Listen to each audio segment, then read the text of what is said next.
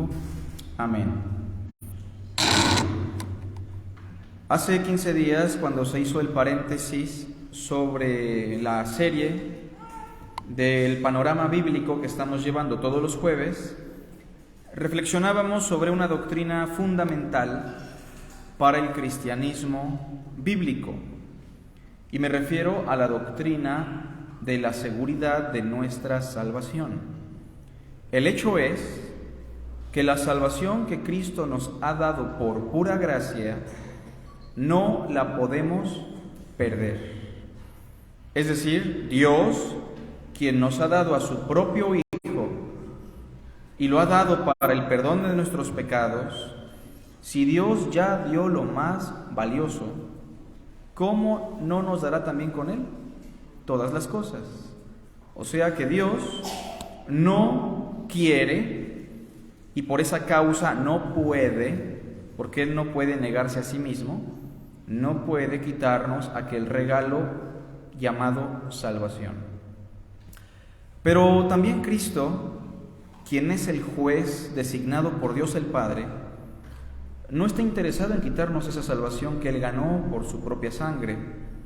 Cristo, todo lo contrario, murió por nuestros pecados, resucitó al tercer día para garantizar nuestra vida eterna y está sentado a la diestra del Padre intercediendo por todos nosotros.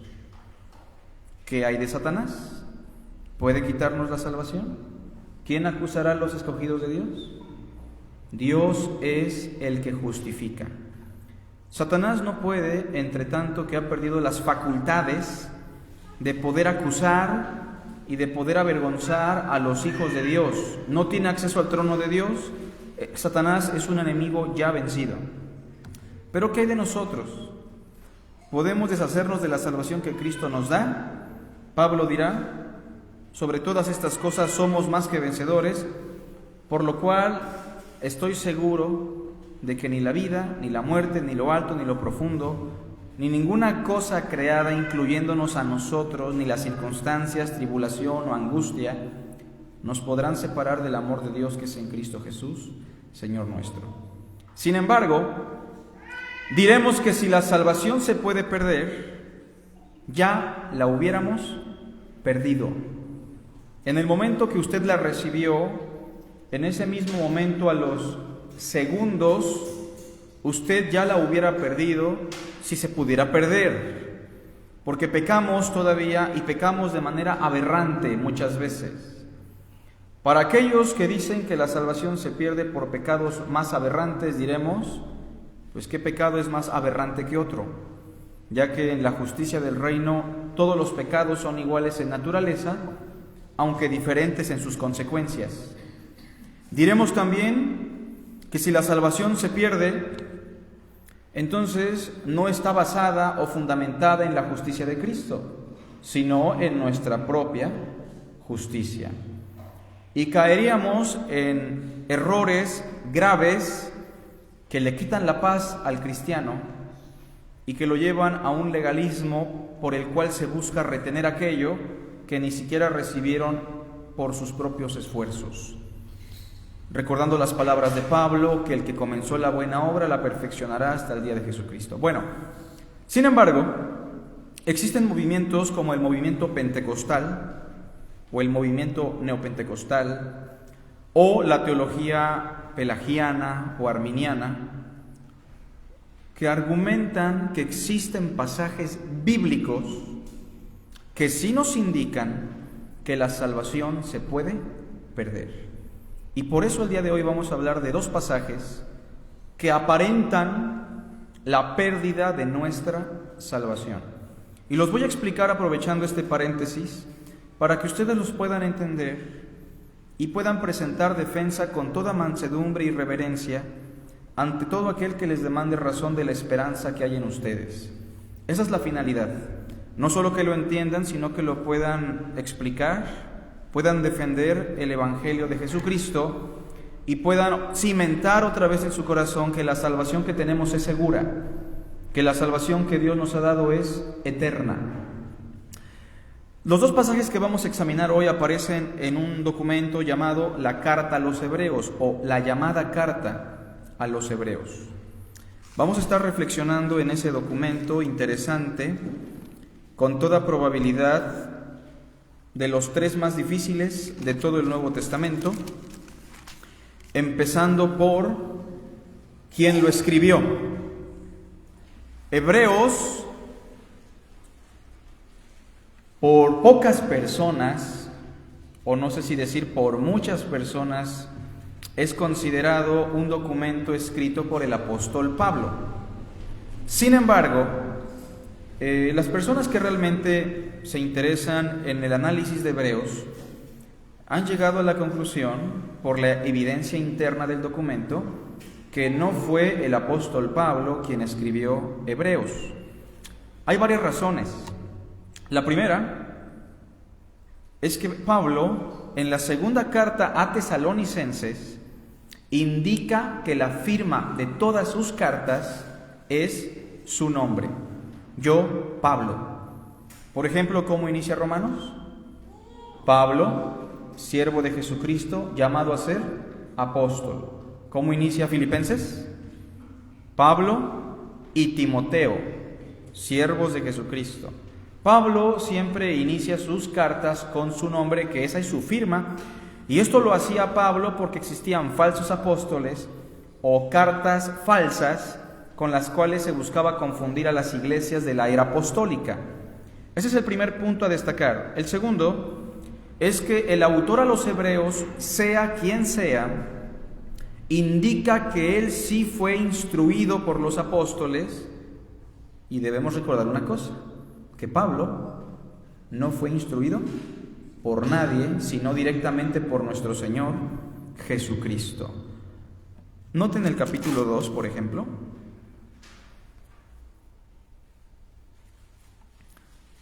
(3) ¿Cómo escaparemos nosotros, dice el autor, si descuidamos, si desatendemos, si hacemos caso omiso a una salvación tan grande, la cual, habiendo sido anunciada primeramente por el Señor, ¿qué dice?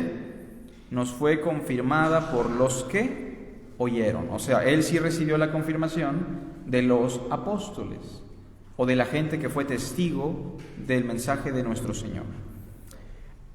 Y bueno, lo que sí podemos decir del autor a los Hebreos es que sin duda alguna era un colaborador del apóstol Pablo. ¿Por qué lo sabemos? Primero, porque el lenguaje de Hebreos se parece un poco al lenguaje de Pablo, lo tenemos que admitir.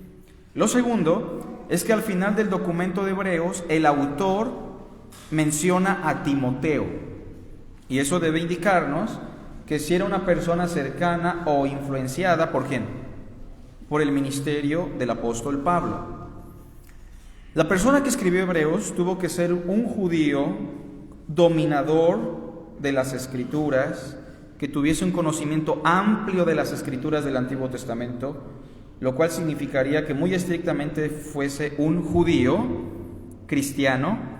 Pero no sé si han visto que en hebreo se usa un lenguaje propio de Aristóteles, un lenguaje filosófico que apareció en Alejandría, una ciudad griega, que estaba en el norte de Egipto, donde la filosofía griega empezó a proliferar, donde de hecho surgieron algunos cristianos filósofos y judíos también filósofos, como Filón de Alejandría, por ejemplo, y donde la filosofía explicaba que este mundo en el cual nosotros vivimos, es solamente una sombra de una realidad más grande.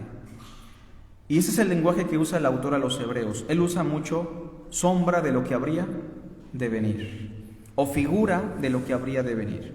Este lenguaje es muy común entre los judíos de Alejandría, y por eso pensamos, como una mera probabilidad, que el autor a los Hebreos fue Apolos. Porque ¿quién era Apolos? Judío, originario de Alejandría, que tuvo contacto con el ministerio del apóstol Pablo y que sin duda alguna llegó a conocer a Timoteo. Pero todo esto queda en una probabilidad, ¿no? Sin embargo, lo mismo pasaría con Lucas o con Hechos, donde dice firmemente que lo escribió Lucas. Hemos llegado a la conclusión de que fue Lucas por evidencias muy fuertes, pero queda en el mismo punto de probabilidad, una probabilidad muy fuerte. Ahora, la naturaleza literaria de Hebreos no es precisamente la de una carta, porque si se dan cuenta no inicia como una carta, ¿o sí? ¿Cómo inicia Hebreos? Dios, habiendo hablado muchas veces y de muchas maneras a los padres en otro tiempo por medio de los profetas, más bien Hebreos inicia como una predicación. Se le conoce en la naturaleza literaria como una homilia, un sermón, una disertación. Pero sí tiene características de carta al final porque manda una salutación, y en ese sentido la naturaleza literaria de Hebreos sería la de una homilia epistolar, o sea, una predicación en forma de carta, algo por el estilo. Es una fusión extraña. El tema principal de este documento Hebreos tiene que ver con la supremacía de Jesús. En la primera sección se nos presenta a Jesús superior a los profetas, superior a los ángeles, superior a Moisés, superior a Josué, pero no a nuestro hermano Josué, sino al sucesor de Moisés, superior al día de reposo, superior a la ley, al culto, a los sacrificios. Es decir, en conclusión, Cristo es el autor y consumador de la fe. La supremacía de Cristo es el tema central de este documento. Ahora, ¿cuál es el propósito de ello? La comunidad hebrea que se había convertido al cristianismo, la cual está registrada en este documento, era una comunidad que había abrazado la fe en Cristo, pero que no se sentían satisfechos con lo que había hecho Cristo. Ellos sentían que el sacrificio de Jesús no era plenamente suficiente y estaban queriendo regresar de nuevo a su culto, a sus ritos, sacrificios, y muchas de estas personas que habían profesado fe habían desertado de esa supuesta fe, por lo cual el autor a los Hebreos intuye con mucha seguridad que gran parte de esta gente que profesó fe en el Mesías no ha llegado a la regeneración, no ha experimentado una verdadera salvación. De hecho, Hebreos dirá por ahí que los verdaderos creyentes, nosotros, no somos de los que retrocedemos, sino de los que tenemos fe para preservación del alma. También dirá por ahí que hace falta que todavía muchos de ellos entren en el reposo, porque están siendo rebeldes, como lo fueron los judíos en tiempos de Moisés. Bueno, hay dos pasajes que hoy vamos a examinar, ¿sale? El primero, que aparenta ser un texto que apunta a la pérdida de salvación, pero que no lo es Hebreos capítulo 10, versículo 26 al versículo 31.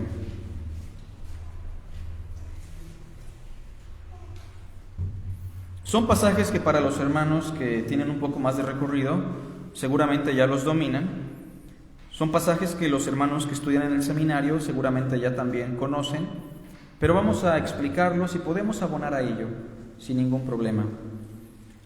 Este es el primer pasaje que aparenta explicar que la salvación se pierde, pero vamos a explicarlo a detalle, ¿sale? Notemos con atención lo que dice el verso 26. ¿Lo tenemos? Porque si pecáremos voluntariamente, después de haber recibido el conocimiento de la verdad, ¿qué dice? Ya no queda más sacrificio por los pecados, sino una horrenda expectación de juicio y de hervor de fuego que ha de devorar a los adversarios. El que viola la ley de Moisés, por el testimonio de 2 o 3 testigos, muere irremisiblemente. ¿Cuánto mayor castigo pensáis que merecerá el que pisoteare al Hijo de Dios y tuviere por inmunda la sangre del pacto en el cual fue santificado e hiciere afrenta al Espíritu de gracia?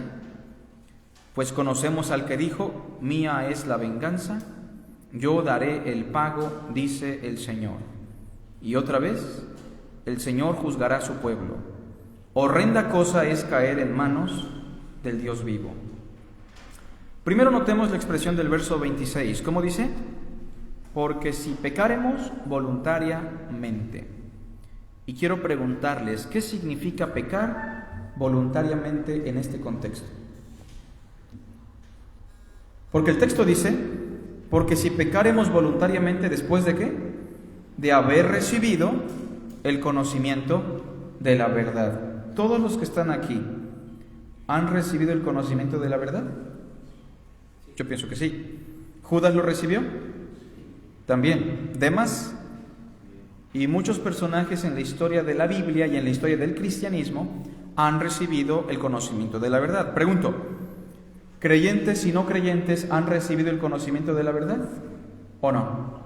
Definitivamente sí. Entonces preguntémonos, ¿qué significa pecar voluntariamente en este contexto? Escucho propuestas antes de pedirle a alguien que lo haga. ¿A sabiendas que está mal lo que va a hacer?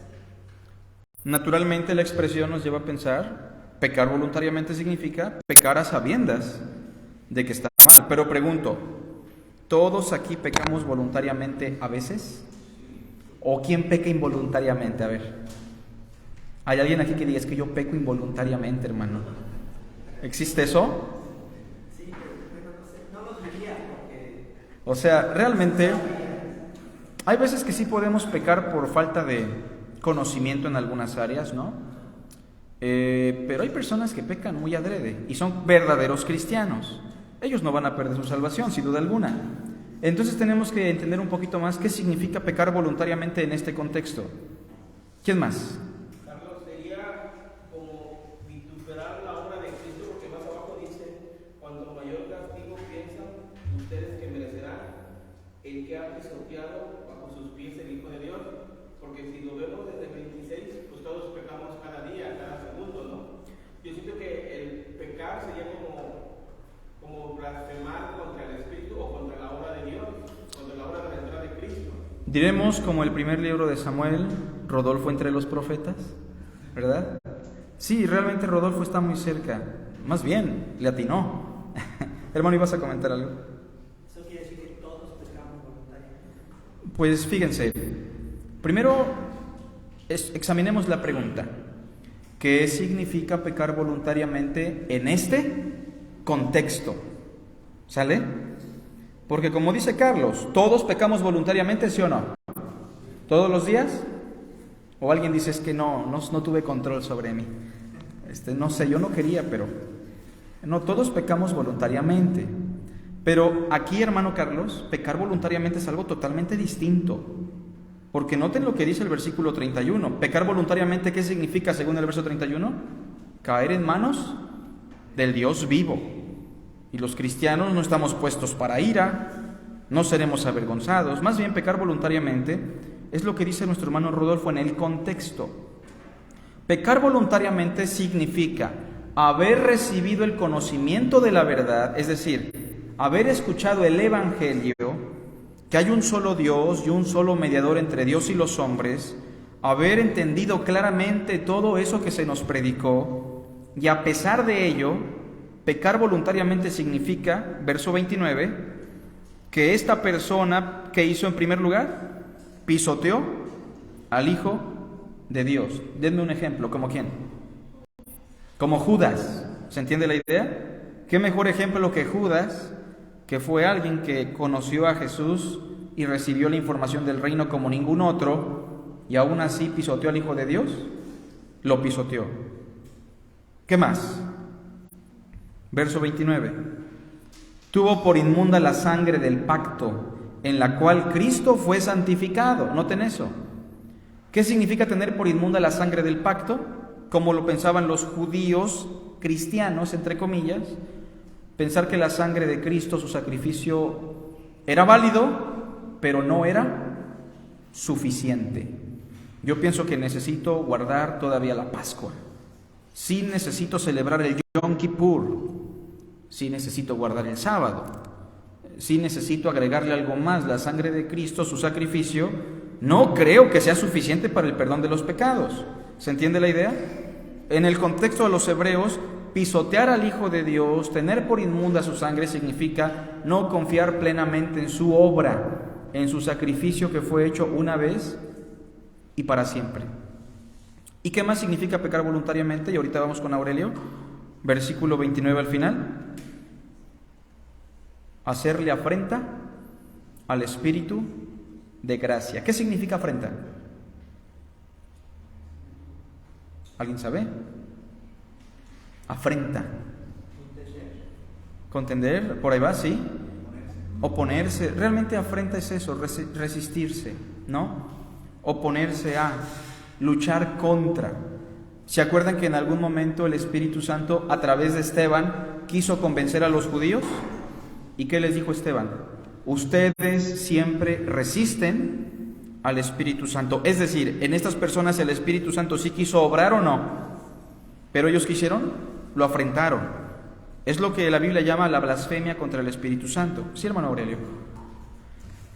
Este versículo se puede ocupar para decir, bueno, ocupan para decir que se puede perder la salvación, ¿no?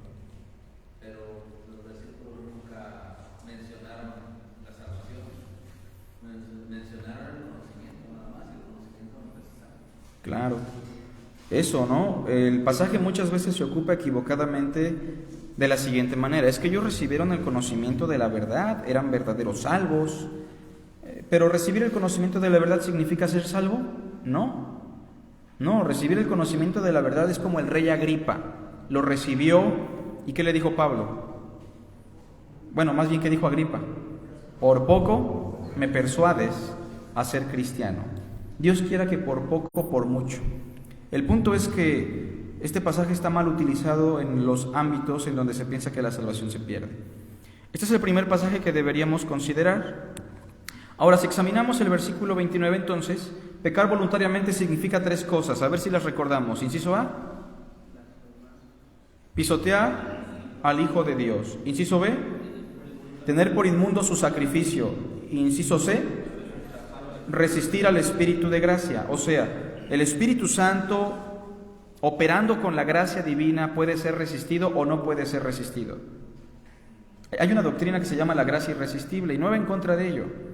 El punto es que el Espíritu se puede resistir sin duda alguna. Ustedes siempre resisten al Espíritu.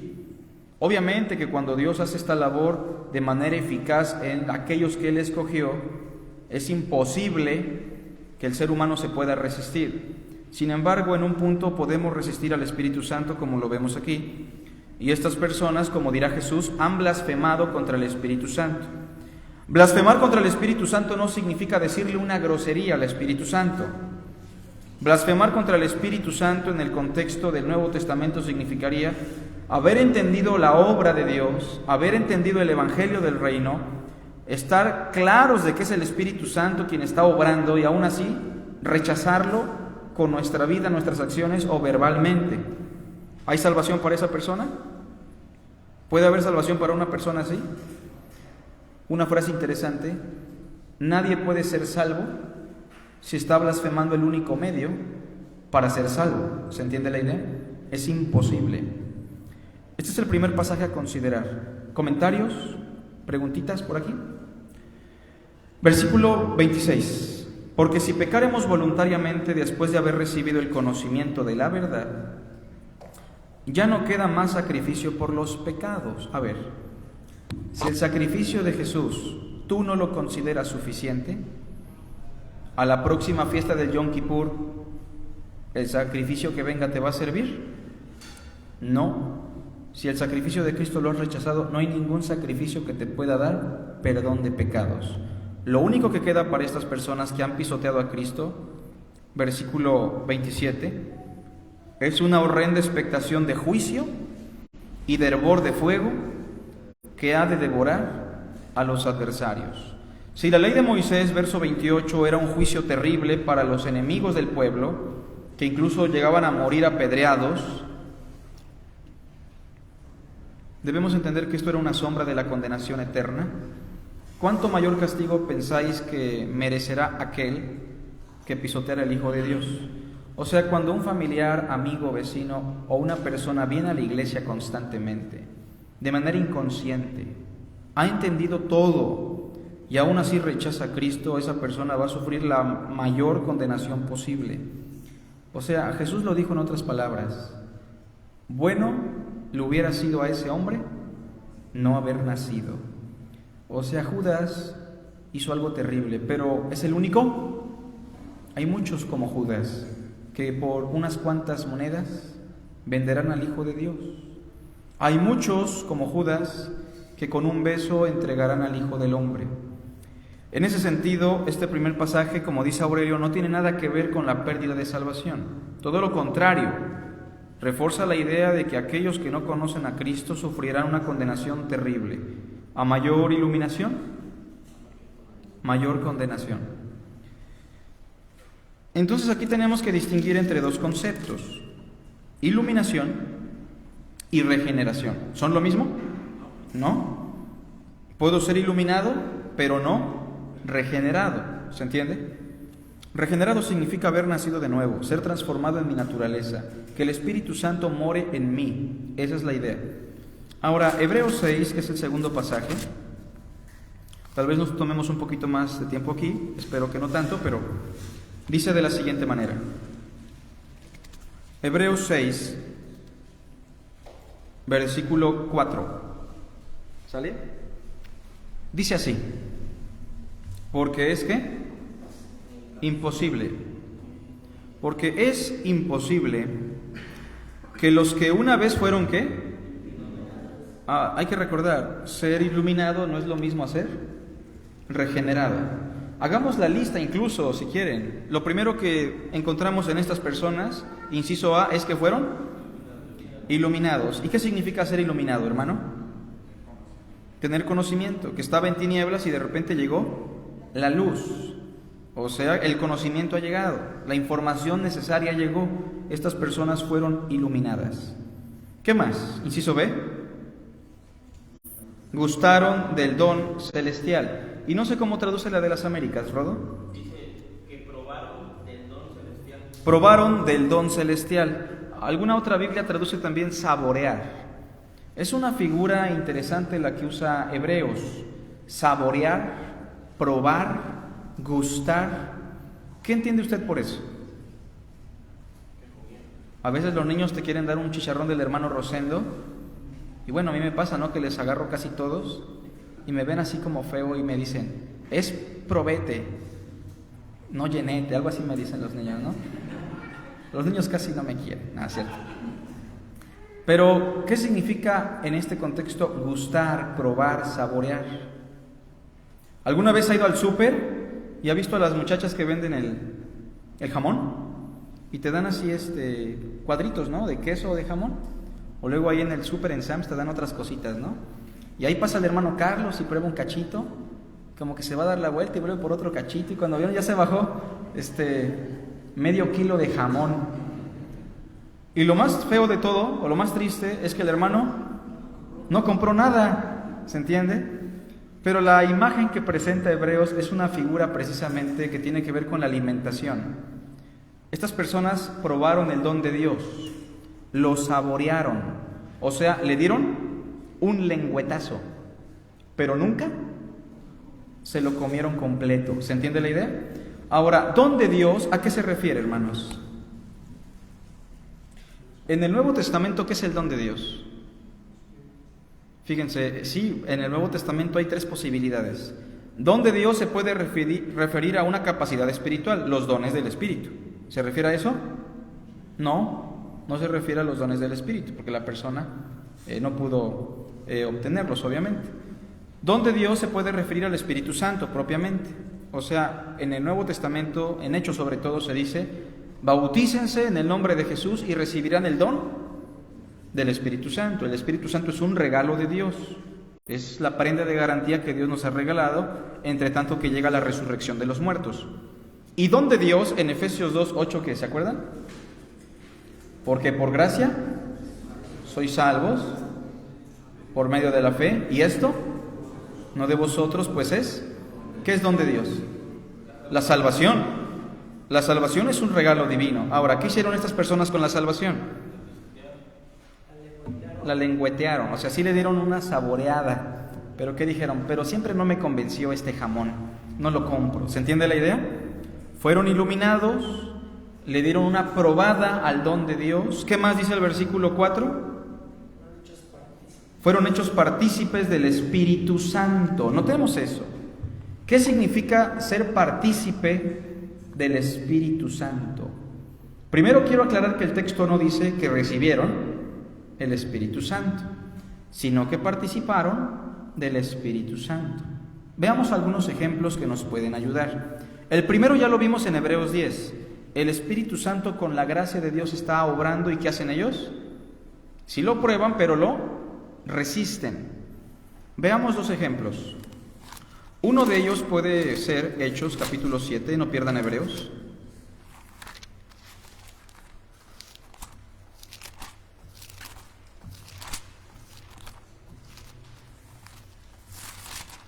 ¿Se acuerdan de Esteban? Era un diácono, pero sin duda alguna hubiese sido un mejor predicador que nosotros, ¿no?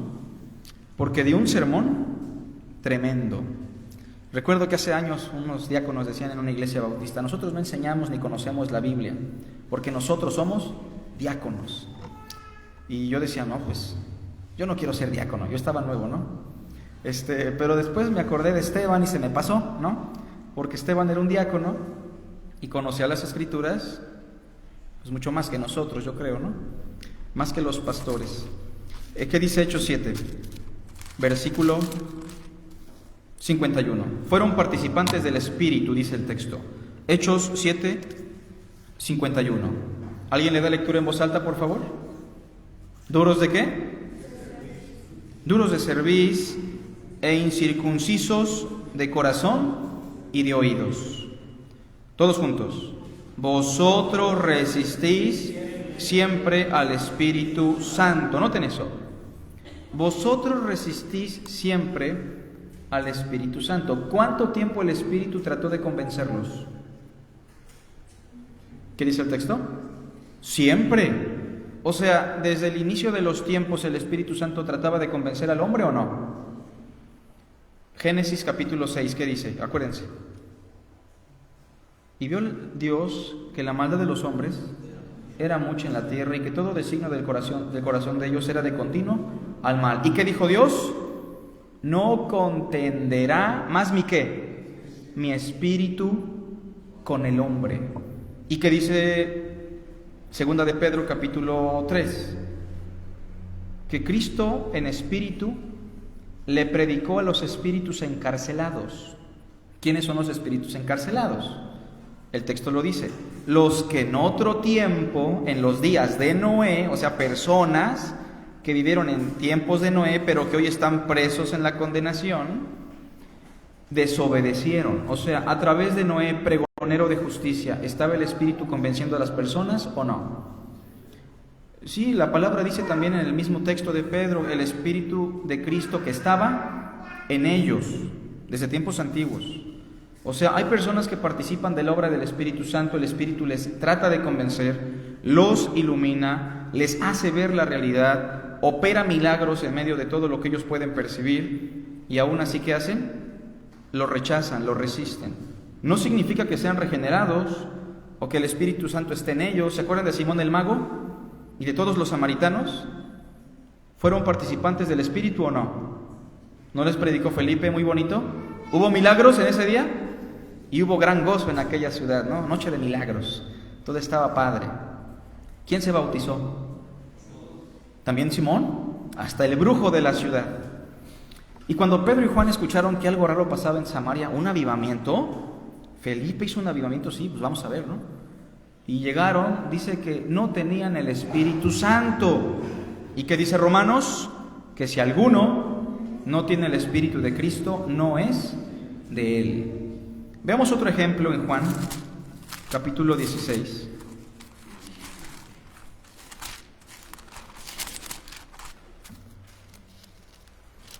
Versículo 7 en adelante. ¿Sale, vale? Dice así: pero yo os digo la verdad. Os conviene que yo me vaya, porque si no me fuera, el ayudador, el consolador, no vendría a vosotros, mas si me fuere, os lo enviaré. Y cuando Él venga, ¿qué dice? Convencerá al mundo ¿de qué? De pecado, de justicia y de juicio. ¿La labor del Espíritu Santo se limita a los cristianos? No. La labor del Espíritu Santo es una labor especial en el pueblo de Dios, en nosotros, Pero también hay una labor del Espíritu Santo en el mundo inconverso, ¿o no? Tratando de convencer al mundo ¿de qué?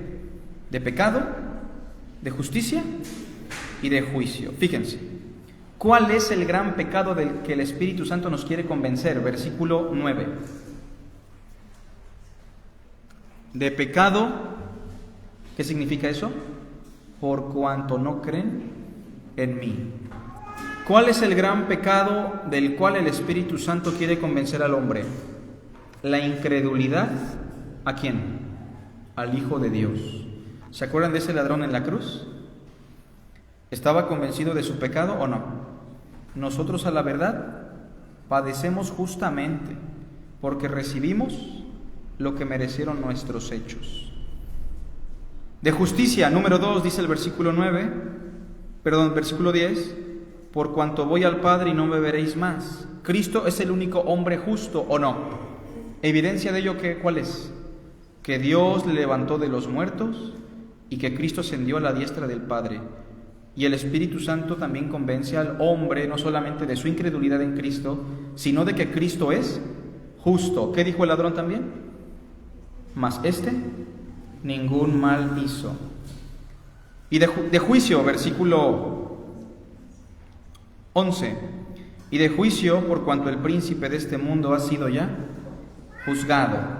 El juicio venidero viene, valga la redundancia, el juicio eterno viene, y evidencia de ello es que el enemigo más grande de la fe ha sido ya juzgado. ¿Y qué le dijo el ladrón en la cruz a Cristo? Acuérdate de mí cuando vengas en tu reino, en ese gran día. Bueno, ese es un ejemplo que podríamos mencionar. ¿Se acuerdan de Festo? Cuando Pablo le predicó a Festo, ¿de qué le predicó? Del arrepentimiento para con Dios, de la fe en Jesucristo y del juicio venidero. ¿Y qué hizo Festo? Se espantó, ¿se acuerdan? ¿Y qué le dijo? Ya luego te llamaré. O fue Félix, creo, ¿no? Bueno, no recuerdo al rey, pero uno de estos fue convencido de alguna manera o fue tratado de iluminar por el Espíritu Santo. Regresamos a Hebreos 6, hermanos, vamos avanzando.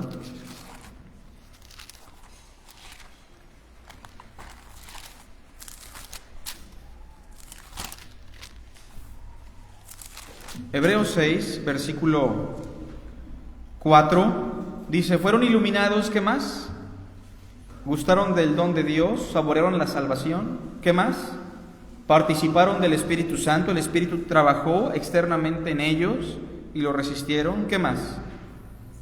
Gustaron de la buena palabra de Dios, o sea, también le dieron un lengüetazo, pero noten que no solamente dice la palabra de Dios, sino de la buena palabra de Dios. ¿Cuánta gente escuchó a Jesús y está en el infierno, hermanos? Muchísima gente.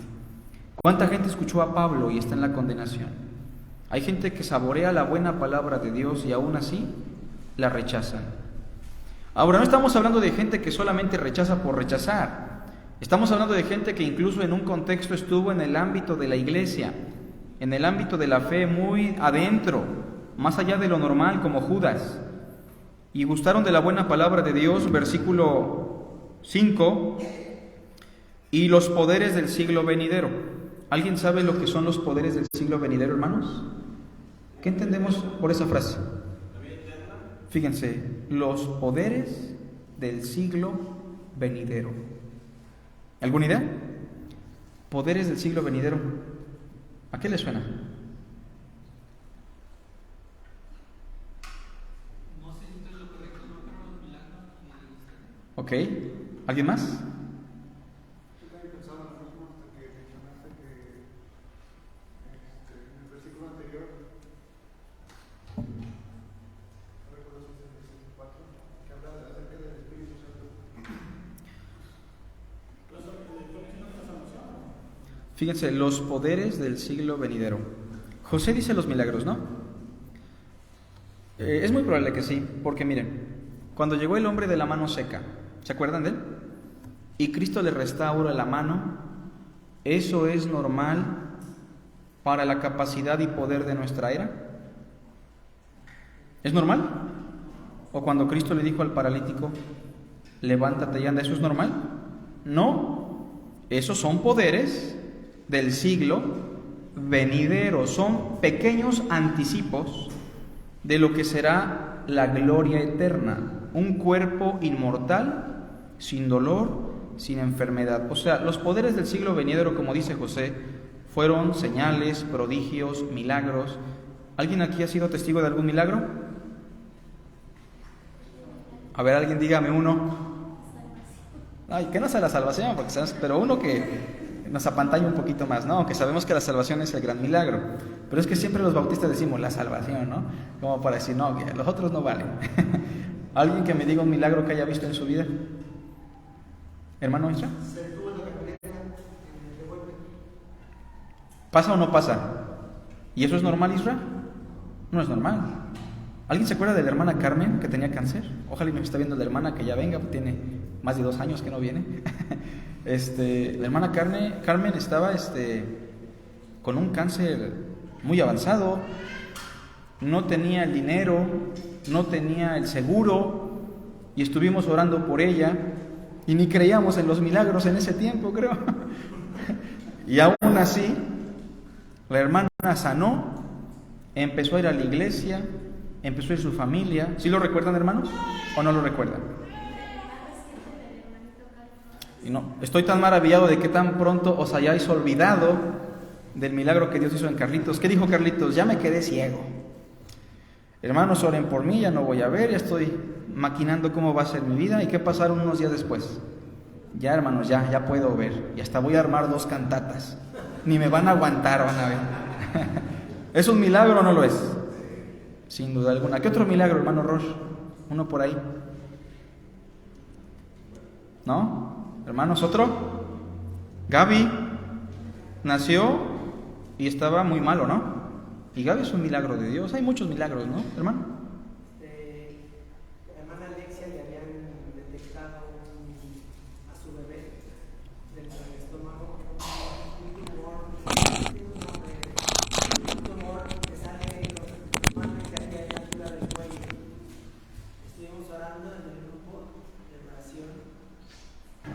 Después la canalizaron a otro doctor y el otro doctor con el mismo análisis le volvió a hacer un ultrasonido y dijo que el niño no tenía nada. Muy bien. También consideramos que Sin duda alguna. O sea, no tendríamos el tiempo, ¿no? Y si tenemos hermanos pentecostales, se nos va el día. Hermano. Mateo, por ejemplo, se cayó. Aurelio, ¿ya ven cómo es durmiendo? Lo dejó caer, bueno, se cayó en un accidente, ¿no? ¡Pum! Se pegó aquí, ¿verdad, hermano? Me habló el hermano y lo voy a contar porque él me lo contó. Me habló llorando muy mal. Mi niño estaba recién nacido, realmente no tenía meses. Estaba chiquito. Se le hizo como una donita, como si le hubieran hecho así a la masa, ¿no? Un hoyito. Y ahí anda Mateo. Y ahora no se duerme si no se da su cabezazo en la pared, ¿verdad? Eso también es verdad, ¿no? O sea, el punto es que los milagros sí existen. Pero ¿a qué queremos llegar? No queremos promover una noche de milagros tampoco. A lo que queremos llegar en el capítulo 6, versículo 5, es que estas personas también que gustaron de los poderes del siglo venidero. ¿Se acuerdan de los 10 leprosos? De los 10, ¿cuántos experimentaron los poderes del siglo venidero? Los 10. Pero ¿cuántos regresaron al Señor? 1. O sea, hay muchas personas que experimentan milagros espectaculares y no llegan a la fe, no se convierten. De momento están bien emocionados, ¿no? Sí, Felipe, bautízame, ¿no? Como en Samaria. Y después, oye, ¿y si te doy una ofrendita y tú también me das ese poder? No son personas de fe, muchas de ellas, lamentablemente. No son personas regeneradas. El ejemplo más acorde a lo que vimos en los pasajes en Marcos, cuando los fariseos estaban siendo testigos de que estaba sacando al Señor demonios, ¿no? Y entonces ellos se atreven a decir que lo sacan porque tiene a Beelzebú. Y entonces incluso ahí pues Jesús les empieza a explicar que pues no podría ser Beelzebú porque no puede estar en una casa dividida, ¿no? Claro. Entonces él claramente les dice que cualquier pecado se perdona, menos el que tenga que ver con un insulto realmente a la obra del Espíritu Santo, que tiene que ver con ese poder. Sí, ese es un ejemplo muy claro, ¿no? Lo habíamos mencionado hace ratito, o sea, los milagros que hizo el Señor Jesús, ¿quién los ha hecho? Yo creo que el único que se puede equiparar en milagros de ese calibre, nada más fue Moisés, ¿no? Pero aún así, podríamos decir como Jesús: ay de ti, Corazín, ay de ti, Betsaida. No espero que nadie se llame Corazín o Betsaida. Bueno, Luz se llama Betsaida, pero no vino, la hija de Eric. Porque si en Sodoma y en Gomorra se hubiesen hecho los milagros que se hicieron en ti, tiempo tiene que se hubiesen arrepentido en silicio y en ceniza. Por tanto os digo que en el día del juicio será más tolerable el castigo para Sodoma y para Gomorra que para ti. Ahora noten lo que dice el 6, versículo 6, y vamos terminando. ¿Qué pasó con esta gente después de todo lo que leímos? ¿Qué pasó con ellos? Recayeron. Repito, en el contexto a los hebreos, ¿qué significa recaer? No se les olvide. Recaer significa que pisotearon al Hijo de Dios, su sangre no les fue suficiente, regresaron al judaísmo, rechazaron el Espíritu Santo. Dijeron, pues siempre no. Dice mi mamá que siempre no, así no como los niños. Pues mira, sí me gustó mucho esto de la fe, pero la verdad yo pienso que sí tengo que seguir guardando la ley de Moisés. Les pido mis disculpas, o sea, yo sí creo en el Mesías, nada más que yo no creo que su sacrificio sea suficiente. Hay que echarle la mano ahí con los sacramentos, los sacrificios, la circuncisión, manteniendo nuestra salvación. Entonces, estas personas que recaen en este contexto, es imposible que ellos, verso 6, obtengan una renovación en su mente genuina, obtengan una renovación para arrepentimiento. Esta expresión, renovados para arrepentimiento, es una expresión que en el contexto de hebreo se entiende muy bien. Primero, debemos entender que arrepentimiento significa un cambio de mente. Ellos no pueden dejar de pensar diferente si ya con lo que experimentaron no se convencieron, ¿se entiende? Porque es como si ellos quisieran seguir sacrificando al Hijo de Dios. ¿Cuántas veces? Muchas más veces. O sea, el judío que rechazaba a Cristo y regresaba al rito, ¿qué hacía? Hacía más sacrificios porque para él el sacrificio de Cristo no era suficiente. Por eso no celebramos la misa. ¿Por qué? ¿Qué se hace en la misa? Cada misa se sacrifica al Hijo de Dios. O sea, en teoría, ¿no? Pero ellos lo que hacen es sacrificar al Hijo de Dios misa tras misa. Y por eso no la celebramos, ¿se entiende? La persona que ha experimentado esto y aún así ha rechazado al Hijo de Dios, y la persona que ha experimentado esto y ha recibido al Hijo de Dios por fe en su corazón, es semejante a lo que dice el verso 7. Es como buena tierra, dice el 7, hablando de los verdaderos creyentes. Una buena tierra que bebe la lluvia que muchas veces cae sobre ella, o sea, la palabra de Dios, la obra del Espíritu, y produce hierba provechosa a aquellos por los cuales es labrada y recibe bendición de Dios. Esta primera analogía es en referencia a un verdadero creyente, ¿o no? Verso 8.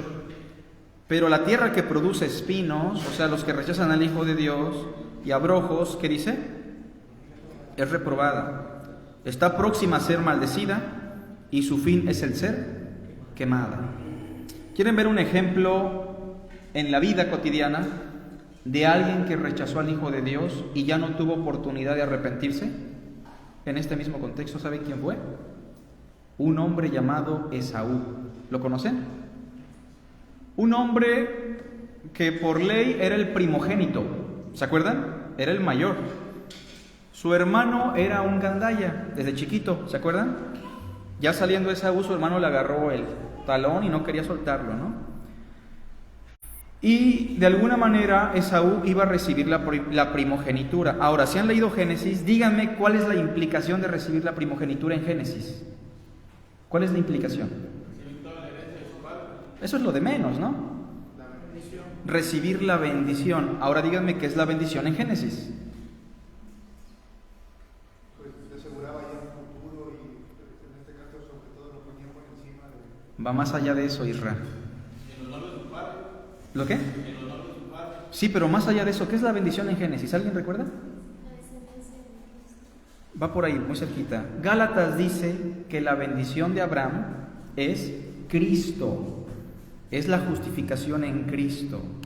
Para que la bendición de Abraham alcanzase a los creyentes, a los hijos de Abraham. O sea, cuando Esaú le dijo, oye, se ven buenas esas lentejas con plátano, tocino y salchicha, te lo cambio. ¿qué me das? Te doy la bendición, la primogenitura.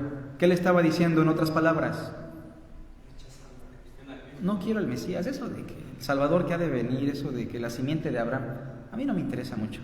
Dame el platito de lentejas que se ve bueno. ¿Y qué dijo Jacob? Sale, ¿no? Ahora, Jacob no tenía tampoco conciencia plena de lo que era la bendición en ese momento, pero vemos que Dios en su momento a Jacob lo llamó, ¿se acuerdan? Luchó con Dios. ¿Y qué le dijo Jacob? No te voy a soltar hasta qué. Ahora, ¿qué recibió en ese día Jacob? Más allá de que quedó cojo, ¿qué recibió Jacob? La bendición, pero ¿qué es la bendición? Recibió la salvación de su ser. Fue hecho una nueva criatura. Ya no serás Jacob, ya no serás el gandaya, el estafador, el tranza. Ahora serás Israel, ahora serás príncipe con Dios, porque has luchado en esta vida con los hombres y con Dios y has vencido.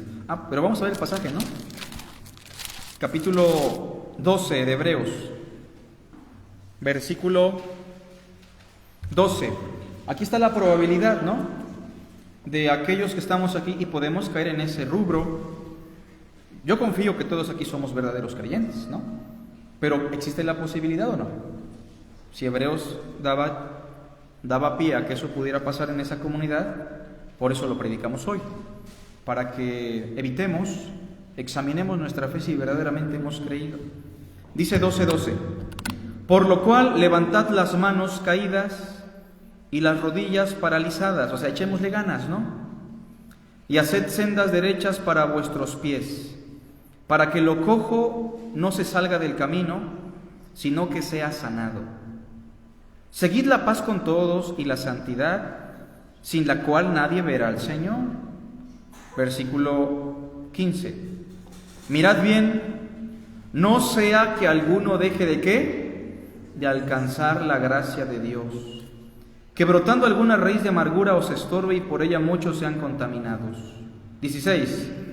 No sea que haya algún fornicario o profano como ¿quién? Que por una sola comida vendió su ¿qué? Acuérdense, ¿qué significa vender la primogenitura? De rechazar al Mesías, rechazar a la simiente de Abraham, rechazar la justificación por fe, la gracia de Dios. Y quiero que vean la magnitud. Uno fue por 30 monedas de ¿qué? Pero este fue por un plato de lentejas, ¿no? Ese Esaú estaba tremendo. ¿Quién cambia la salvación por un plato de lentejas, no? A algunos ni nos gustan las lentejas. Pero dice el versículo 7, porque ya sabéis que aún después, deseando heredar la bendición, o sea, Esaú después se arrepintió, ¿o no? Quiso obtener la bendición. ¿Y qué dice el verso? Fue que desechado y ya no hubo oportunidad para qué, aunque la procuró con lágrimas. Hay personas que cuando lleguen a la eternidad, como Esaú, van a llorar, ¿o no? Y van a desear la bendición. Por eso en el infierno se dice que está el lloro, ¿no? Y aunque algunos van a estar bien enojados y no van a querer nada, porque el orgullo humano es muy grande, muchos sí van a estar llorando, lamentándose como Esaú, pero ya no habrá oportunidad para el arrepentimiento. Bueno, entonces yo espero que Hebreos les ayude un poquito con estos dos pasajes que son controversiales. Y si hay preguntas, comentarios, hermanos, son bienvenidos, ¿eh? Dentro de 8 días, si Dios permite, ya seguimos con Nahum y dentro de 15 con Habacuc, con nuestro hermano David, que ya está bien, más que preparado, ¿no? Entonces, ¿no hay preguntitas, comentarios? Vamos entonces a hacer una oración para despedirnos. Padre bendito, gracias por tu hermosa palabra. Llévanos con bien a nuestro hogar, edifica nuestra mente y nuestro corazón. Te damos a ti la honra y la gloria, Padre, en el nombre de Jesús. Amén.